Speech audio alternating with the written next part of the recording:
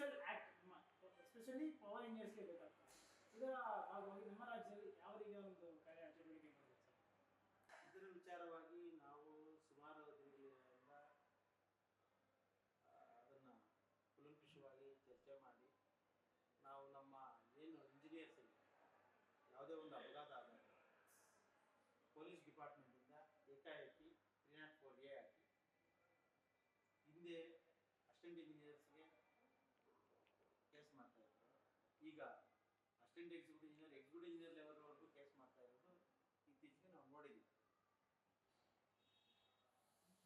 ಅದೇ ನೀವು ಯಾವುದು ಮೆಡಿಕಲ್ ಡಿಪಾರ್ಟ್ಮೆಂಟಲ್ಲಿ ಯಾವುದಾದ್ರೂ ಒಂದು ಆಕಸ್ಮಿಕವಾಗಿ ಯಾವುದೇ ಒಂದು ಪೇಷಂಟ್ ಡೆತ್ ಆಗಿ ಅವರು ಏಕಾಏಕಿ ಆ ಡಾಕ್ಟರ್ ಮೇಲೆ ಕೇಸ್ ಹಾಕುವುದು ಇಲ್ಲ.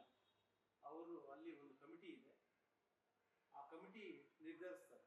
ಇವರು ಸರ್ಜರಿ ಮಾಡುವಾಗಲಿ ಟ್ರೀಟ್ಮೆಂಟ್ ಕೊಡುವಾಗ ಅವರ ತಪ್ಪಿನಿಂದ ಅದು ಸಾವಾಗಿದೆಯಾ, ಆ ಥರ ಸಾವಾದಾಗ ಮಾತ್ರ ಅವರು ಆ ಕಮಿಟಿ ಪರ್ಮಿಷನ್ ಕೊಟ್ಟರೆ ಕೇಸ್ ಮಾಡ್ತಾರೆ. ಇಲ್ಲ ಅಂದರೆ ಅದನ್ನು ಕೇಸ್ ಮಾಡೋಕ್ಕೆ ಪೊಲೀಸ್ ಇಲಾಖೆಗೆ ಅಧಿಕಾರ ಇಲ್ಲ. ಅದೇ ರೀತಿ ನಮ್ಮಲ್ಲೂ ಕೂಡ ನಮ್ಮಲ್ಲಿ ಹಿರಿಯ ಇಂಜಿನಿಯರ್ಗಳಿದ್ದಾರೆ.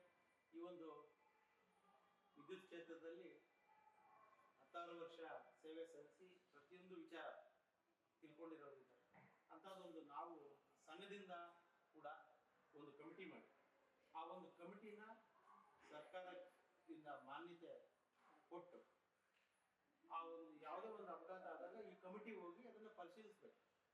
ಇದೇನು